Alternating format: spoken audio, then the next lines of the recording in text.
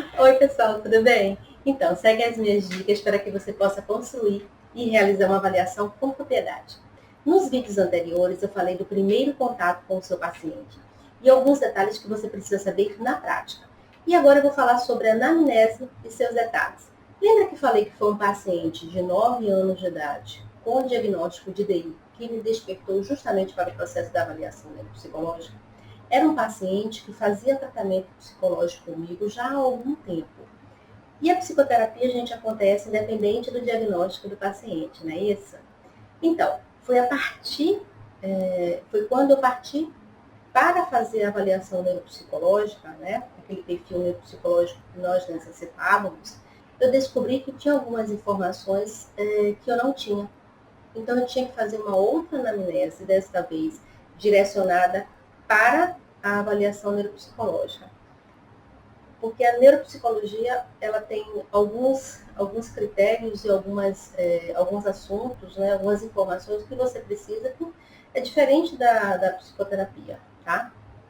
Então, a anamnese voltada para a avaliação neuropsicológica, ela tem mais especificidade. E quanto mais detalhada for a anamnese, então, mais precisa e significativa será a avaliação neuropsicológica. Então, por isso que eu precisava fazer. Então, a anamnese, gente, você precisa sempre começar com o pé direito, né? E eu sempre falo quando em supervisões, né, que é um momento onde você precisa justamente ter um conhecimento muito grande dessa empatia, né, desse vínculo que você vai formar com o seu paciente. Em média, eu passo de 1h20, até mesmo, às vezes mais, ou com a família ou com o paciente, tá? Por quê? Gente, muitos pacientes, famílias, eles chegam com muitas questões, né, com muitas dúvidas, e eles estão passando por um período, né, por um processo de sofrimento, de medo, de insegurança e até mesmo desinformação. Então, o que você tem que fazer? Você tem que esclarecer, você tem que acolher. Então, inclusive, esse é o momento também que você vai falar sobre o sigilo da psicologia, né? Sobre as informações que eles vão te passar, né?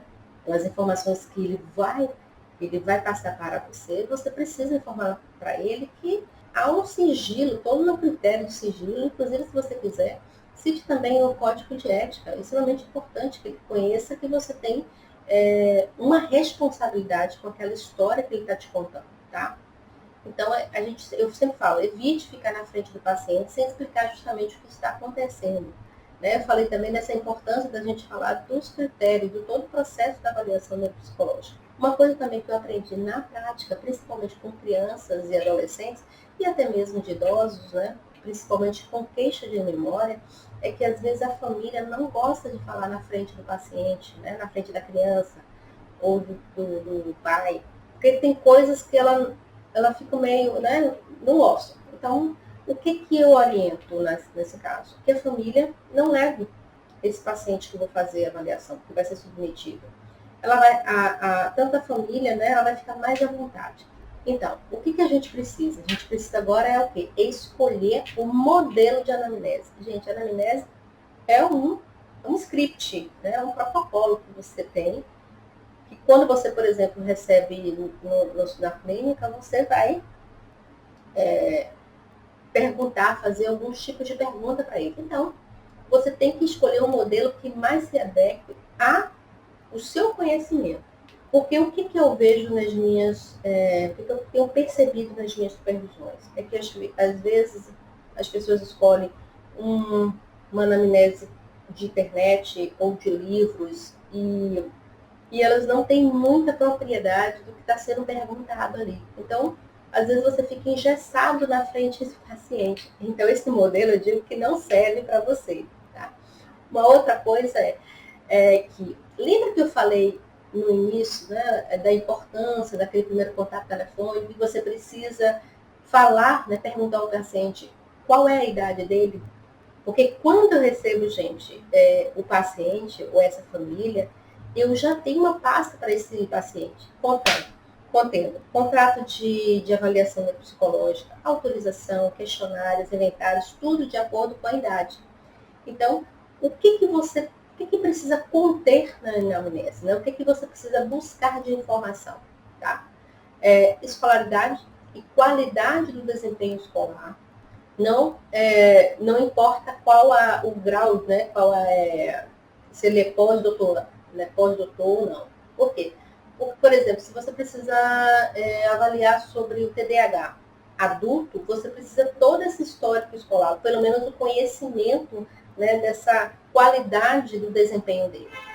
A profissão, né, a ocupação atual, né, do emprego, os empregos anteriores, né? Lógico que você não vai perguntar tudo, mas pergunte para ele, né, como foi a vida profissional dele. Hospitalização, cirurgias, perda de consciência, extremamente importante que a gente não sabe, né? Às vezes é uma adolescente que teve uma perda de consciência na escola, né? Ou algum outro local, acidentes que tiveram, né? Pesquisar também a história familiar dele e antecedentes pessoais. Então, você tem que ter perguntas que você colhe essas informações do paciente, né? Medicação, o que usa e o que já fez uso, tipo e dosagem. Por que o que já fez uso? Às vezes é um paciente que fez um tratamento medicamentoso para depressão durante 15 anos. E aí, quando foi para você, né, para fazer a anamnese, ele tinha 3 meses que foi suspenso. Então, às vezes ele nem relata isso, né? Às vezes ele omite isso na informação. Então, quando você pergunta o que ele já fez uso, ele vai falar, né? E aí você percebe que é um paciente que ele já tem uma história, né, de diagnóstico de depressão, né? Aí o consumo de álcool, de drogas, né? Inclusive em questão de anabolizantes também, tá? Eles acham que droga é cocaína, crack, esse tipo de coisa. E às vezes ele faz uso na academia de anabolizante, tá? Ou ele já fez. Então isso é importante. A história da doença dele, né? Como foi que ele chegou até ali, gente? Isso é importante isso. A gente tem que avaliar se cognitivamente aquele paciente ele já funcionava desse jeito, né? Ou qual foi o percurso que ele teve até ali. Os exames realizados, os tratamentos com outros profissionais, atividades, academia, dança, todo tipo de informação social, né, que a gente chama desse paciente, né? E lógico que a gente tem que perguntar, é um básico, né, a identificação dele. Uma outra coisa com criança e adolescentes é que a gente precisa incluir nesse script de anamnese os marcos do desenvolvimento, que são, né, sustentou o pescoço, né, sentou, engatinhou, né, se ele pulou algum tipo, né, alguma fase dessa. A linguagem, né, se ele iniciou, quando foi que ele iniciou a linguagem, o tipo de alimentação, se houve alguma restrição alimentar, desfraude, entrada na escola e tratamento que ele realiza. Olha quantas informações você vai precisar colher, tá? E precisa ter isso no seu modelo de anamnese, né? Pode ser uma entrevista, que a gente chama de anamnese, como uma entrevista semi-dirigida, né? Ou dirigida. Isso aí é um critério seu. Agora, eu prefiro que seja uma entrevista, eu oriento, na verdade, que seja uma entrevista semi-dirigida, porque você tem como você questionar algumas coisas, tá? Então, com a anamnese pronta, né, você agora vai fazer o quê? Você vai partir para a escolha dos instrumentos psicológicos e neuropsicológicos. Então, quais os instrumentos que você vai realizar para fazer a avaliação neuropsicológica?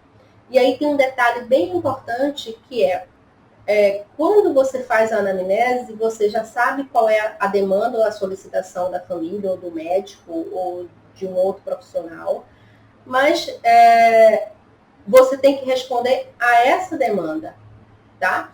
Ou seja, para um perfil, né, neuropsicológico. E aí você tem que escolher de acordo justamente com os instrumentos de acordo com essa demanda. Então, essa pergunta, gente, eu vou falar agora, vou responder no meu próximo vídeo. Então, se você não assistiu os vídeos anteriores, clica no link a seguir e assiste. Aproveite também, deixe seu comentário ou dúvida. E o que você gostaria de saber sobre avaliação neuropsicológica? Nos vemos no próximo vídeo. Até lá!